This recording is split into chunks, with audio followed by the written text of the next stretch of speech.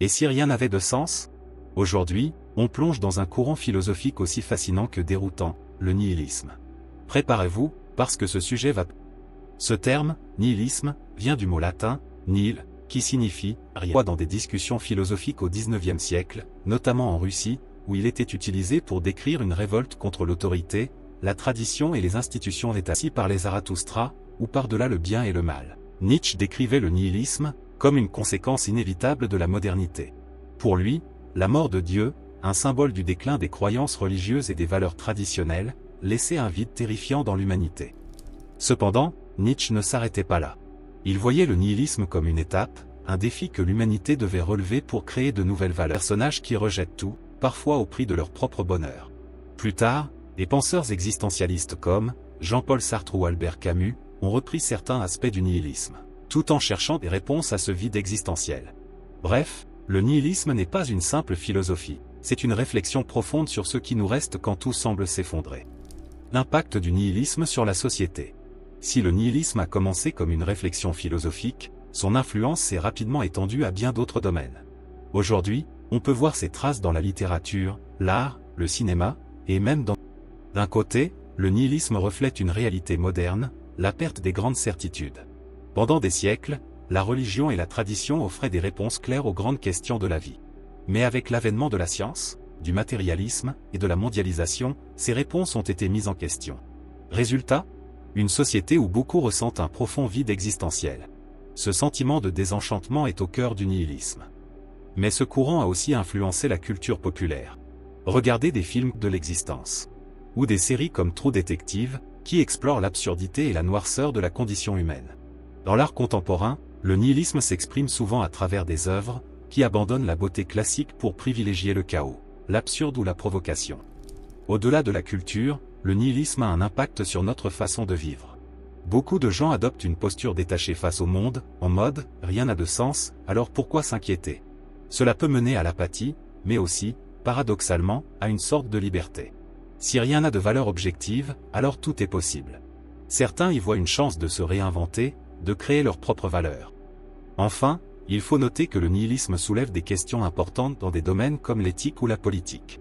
Si aucune valeur n'est absolue, comment décider ce qui est juste ou injuste? Ces interrogations, bien qu'angoissantes, sont aussi essentielles pour comprendre notre époque. Les courants opposés et les critiques du nihilisme. Bien sûr, le nihilisme ne fait pas l'unanimité. Face à l'idée que rien n'a de sens, plusieurs courants philosophiques et spirituels ont cherché à offrir des alternatives, ou à critiquer violemment cette posture. Un des principaux opposants au nihilisme est l'existentialisme. Jean-Paul Sartre et Albert Camus, tout en reconnaissant que la vie est fondamentalement absurde, refusent de sombrer dans le désespoir. Pour eux, l'absence de sens objectif n'est pas une fin en soi, mais une opportunité. Sartre affirme que nous sommes condamnés à être libres, c'est-à-dire responsables de donner un sens à notre propre vie. Camus, de son côté, propose l'idée de révolte. Même si l'existence est absurde, il faut s'y confronter avec courage et dignité. Sa célèbre image de Sisyphe, condamné à pousser un rocher pour l'éternité, est une métaphore puissante, il faut imaginer Sisyphe heureux.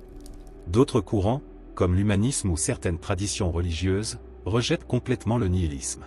L'humanisme affirme que la vie humaine a une valeur intrinsèque et que nous avons la capacité de progresser collectivement. Les religions, elles, proposent des vérités absolues, des règles, des valeurs et un but ultime, souvent divin, qui viennent combler le vide que le nihilisme expose. Les critiques du nihilisme sont nombreuses. Certains le considèrent comme une philosophie destructrice, qui peut mener à l'apathie, à l'immoralité, ou même à des dérives violentes. Si rien n'a de valeur, alors pourquoi rester? Nietzsche lui-même voyait ce danger et qualifiait le nihilisme de « péril suprême ». Pour lui, il ne fallait pas s'y arrêter, mais le dépasser, pour créer une nouvelle éthique adaptée à un monde sans Dieu. En somme, le nihilisme divise. Il fascine, il effraie, mais surtout, il oblige à se poser des questions, que beaucoup préféreraient éviter. Que peut-on tirer du nihilisme? Le nihilisme, avec son message apparemment sombre, peut sembler une philosophie sans espoir. Mais si l'on regarde de plus près, ce courant offre en réalité une puissante leçon de liberté et de résilience. Alors, que peut-on en tirer, et comment transformer ce vide en un tremplin? D'abord, le nihilisme nous force à poser des questions fondamentales sur nos croyances. Pourquoi croyons-nous ce que nous croyons? Est-ce parce que ces idées sont vraies ou simplement parce qu'elles nous ont été imposées par la culture, la tradition ou la société? Le nihilisme agit comme un grand déconstructeur, il nous pousse à examiner chaque fondation de notre pensée et à les remettre en question.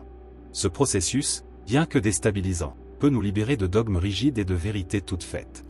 Ensuite, le nihilisme est une invitation à la création. Si rien n'a de sens intrinsèque, alors nous avons la liberté, et même la responsabilité, de créer notre propre sens. Ce n'est pas un processus passif. Il demande une réflexion active. Qu'est-ce qui compte pour moi? Quels sont mes principes? Cette liberté peut être terrifiante, mais elle est aussi incroyablement stimulante. C'est une chance de bâtir une vie alignée avec nos propres aspirations, et non avec des attentes externes. Un autre enseignement du nihilisme, c'est l'acceptation de l'absurde.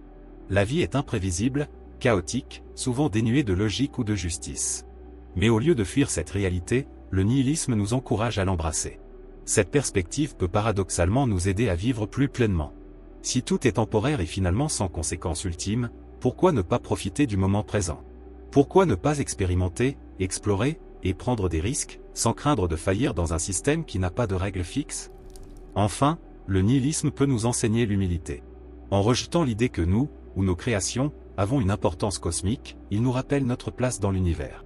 Ce n'est pas une vision déprimante, mais plutôt une incitation à la modestie. Cela nous pousse à apprécier les petites choses, les relations, la beauté d'un coucher de soleil, ou la simple joie d'exister, même si tout cela est éphémère. En somme, loin d'être une philosophie du désespoir, le nihilisme peut être une opportunité de renouveau. Il nous apprend à abandonner ce qui est inutile, à embrasser l'inconnu, et à construire notre propre chemin dans un monde où rien n'est donné. Et c'est là que réside sa beauté, dans ce vide apparent. Nous sommes libres de devenir les auteurs de notre propre vie. Conclusion. Le nihilisme n'est ni bon ni mauvais. C'est une clé pour comprendre une partie du monde moderne, mais aussi une étape dans notre quête personnelle de sens. Et vous, qu'en pensez-vous? Le nihilisme vous effraie-t-il, ou au contraire, vous inspire-t-il?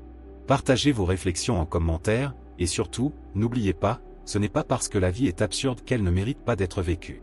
À très bientôt pour une nouvelle plongée dans le monde fascinant de la philosophie.